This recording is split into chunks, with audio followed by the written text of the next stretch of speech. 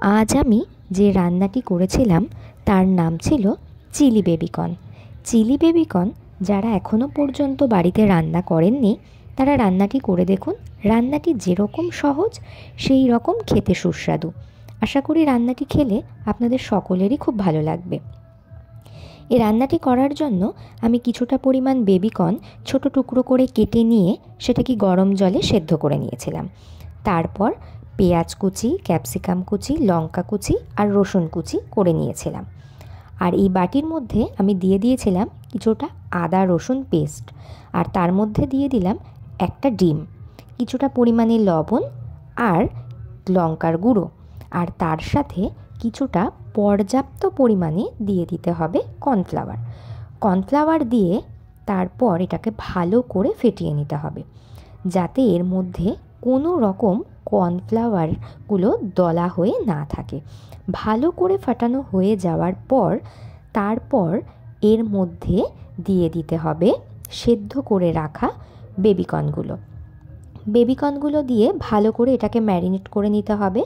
এর মধ্যে যদি এক মুটকি মতো আপনি যদি চিলি সস থেকে থাকে দিয়ে দিতে পারেন, তাহলে কালারটা আরও ভালো আসে, কিন্তু যেহেতু আমার কাছে ছিল না তাই আমি সেটাকে স্কিপ করে যাই।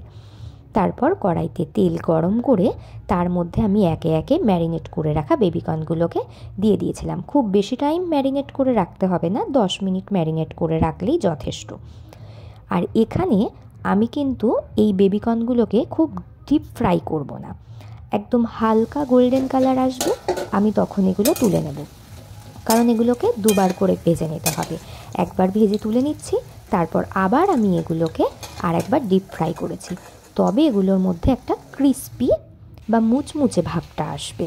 আর যদি একবার এটাকে ভাজা হয় তাহলে কিন্তু সেই মুচমুচে ভাবটা আসবে না। তারপর ওই তেলের মধ্যে আমি দিয়ে দিয়েছিলাম ক্যাপসিকাম আর পেঁয়াজের টুকরোগুলো দিয়ে আমি 2 মিনিট মতো ভালো করে নাড়াচাড়া করে নিয়েছিলাম। গ্যাসের ফ্লেমটা আমি মিডিয়াম টু লো রেখেছিলাম।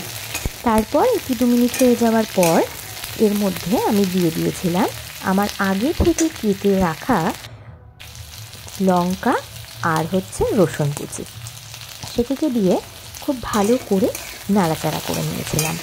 এটিকে দিয়েও 2 মিনিট মতো ভালো করে ভেজে নিতে হবে, খুব বেশি কিন্তু এগুলো ভাজলে চলবে না। তারপর দিয়ে দিয়েছিলাম টমেটো সস দিয়েছিলাম, আর কিছুটা লবণও দিয়ে দিয়েছিলাম, যতটা ক্যাপসিকাম আর পেঁয়াজের জন্য দরকার। আলাদা করে আমি বেশি দেবো না, যেহেতু আমি বেবিকর্নগুলো লবণ দিয়ে ভেজে রেখেছি। আর এটা যেহেতু ড্রাই হবে তাই খুব বেশি লবণের এখানে প্রয়োজনও নেই। সয়া সস থাকলে খুবই ভালো হতো, কালারটা খুব সুন্দর আসতো, আগেও বলেছি, কিন্তু সয়া সস ছিল না তাই আমি দিতে পারিনি। সেকেন্ড টাইম আমি যে সসটা দিলাম সেটা ছিল শেজওয়ান চাটনি দিলে এর টেস্টটা অধিক মাত্রায় বাড়িয়ে দেয়। দিয়ে নাড়াচাড়া করে নিয়েছিলাম 2 মিনিট মতো। তারপর আমার ভেজে রাখা যে বেবিকর্নগুলো ছিল সেগুলো দিয়ে খুব ভালো করে আরও 2 মিনিট নাড়াচাড়া করে নিলাম। দিয়ে এই রকমই ড্রাই বেবিকর্ন আমি নামিয়ে নিয়েছিলাম, আমি কিন্তু গ্রেভি করিনি। আর এই রকম বেবিকর্ন বাড়িতে করে গরম গরম রুটি পরোটার সাথে ট্রাই